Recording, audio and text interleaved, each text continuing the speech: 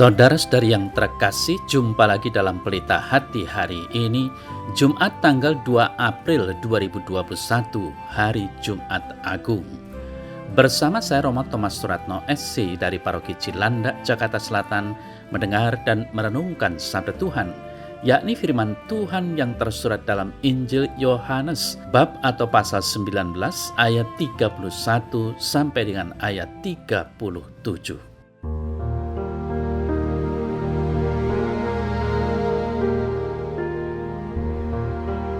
Karena hari itu hari persiapan dan supaya pada hari Sabat mayat-mayat itu tidak tinggal tergantung pada kayu salib, sebab Sabat itu adalah hari yang besar. Maka datanglah orang-orang Yahudi kepada Pilatus dan meminta kepadanya supaya kaki orang-orang itu dipatahkan dan mayat-mayatnya diturunkan. Maka datanglah prajurit-prajurit lalu mematahkan kaki orang yang pertama dan kaki orang yang lain yang disalibkan bersama-sama dengan Yesus. Tetapi ketika mereka sampai kepada Yesus dan melihat bahwa ia telah mati, mereka tidak mematahkan kakinya. Tetapi seorang dari antara prajurit itu menikam lambungnya dengan tombak, dan segera mengalir keluar darah dan air. Dan orang yang melihat hal itu sendiri yang memberikan kesaksian ini, dan kesaksiannya benar, dan ia tahu bahwa ia mengatakan kebenaran, supaya kamu juga percaya. Sebab hal itu terjadi, supaya genaplah yang tertulis dalam kitab suci, tidak ada tulangnya yang dipatahkan. Dan ada pula nas yang mengatakan, mereka akan memandang kepada Dia yang telah mereka tikam.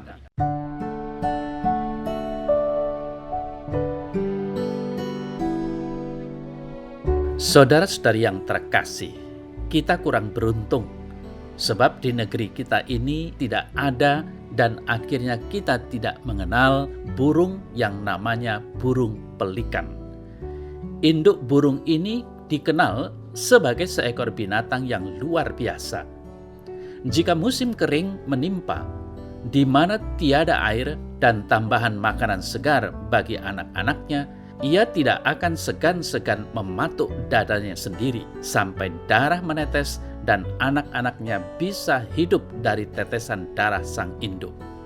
Itulah sebabnya di banyak tabernakel ditemukan gambar seekor burung pelikan dengan anak-anaknya yang hidup dari dada berlubang sang induk. Saudara-saudari yang terkasih, Yesus telah memberikan segala-galanya yang Ia miliki, Ia punyai dan kuasai.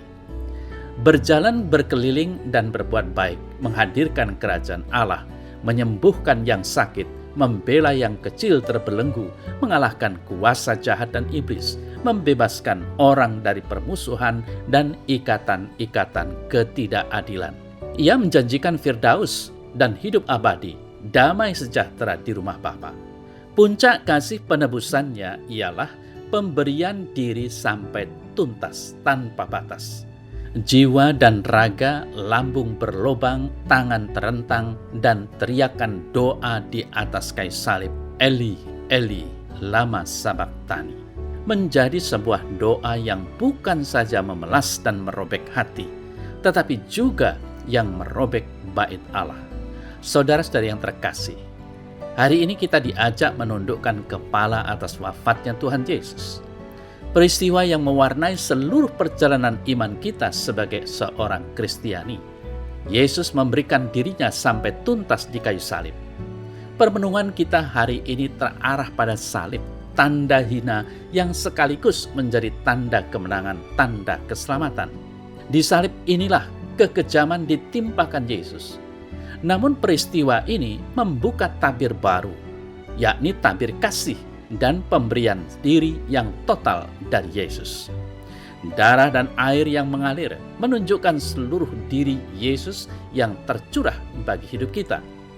Itulah kehidupan yang diberikan Yesus kepada kita, saudara-saudari yang terkasih. Darah dan air itulah pemberian diri Yesus demi keselamatan kita. Pada zaman kita ini cukup banyak orang menyia-nyiakan kehidupan yang telah dikaruniakan oleh Tuhan. berbagai kekejian telah menimpa hidup manusia dan pelakunya pun manusia. Yesus telah wafat untuk keselamatan kita, maka kita seharusnya menjaga keselamatan kita dan sesama dengan segenap tenaga dan kemampuan kita sebagai tanda balas kasih kepada Tuhan Yesus. Saudara-saudari yang terkasih, kita disadarkan bahwa tugas utama Yesus memang melaksanakan perutusan kasih Allah kepada kita sebagai orang berdosa. Yesus melaksanakannya dan menyelesaikannya di kayu salib di Golgota. Pada saat itu Yesus berkata, "Sudah selesai." Artinya bukan sekedar berarti sebagai suatu pernyataan bahwa tugasnya sudah berakhir. Kisah kesengsaraan Yesus ini hanya dapat kita tangkap dan pahami apabila kita membacanya dengan empati, dengan perasaan ikut mengalami. Kita baru akan sadar betapa demikian besar dosa manusia. Tetapi sekaligus kita juga menyadari begitu agungnya kasih Allah kepada kita manusia. Karena begitu besar kasih Allah akan dunia ini, sehingga Ia telah mengaruniakan anaknya yang tunggal, supaya setiap orang yang percaya kepadanya tidak binasa, melainkan beroleh hidup yang kekal. Yohanes 3 ayat 16. Saudara-saudari yang terkasih, perutusan Allah Bapa itu dilaksanakan dalam seluruh kehidupan Yesus sejak Ia dilahirkan dan dengan mewartakan kabar gembira serta mewujudkannya dengan teladan dan perbuatan. Dalam pelaksanaan perutusannya, Yesus mengalami penghinaan, penderitaan dan hukuman mati yang dieksekusikan di kayu salib. Lambungnya ditikam mengeluarkan darah dan air yang melambangkan sakramen-sakramen gereja. Semua itu telah diselesaikannya, artinya dilaksanakan sepenuh-penuhnya sampai akhir. Suatu bukti pelayanan kasih sehabis-habisnya sampai selesai. Maka dari itu saudara saya terkasih, marilah pada hari Jumat Agung, Jumat Suci ini, kita dengan penuh rasa syukur merayakan wafat Yesus di salib dengan hati yang terbuka, agar kita semua dapat menerima dan mengalami keagungan kasih Allah kepada kita tanpa batas.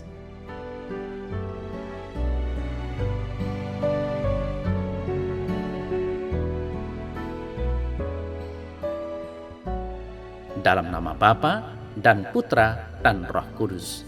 Amin.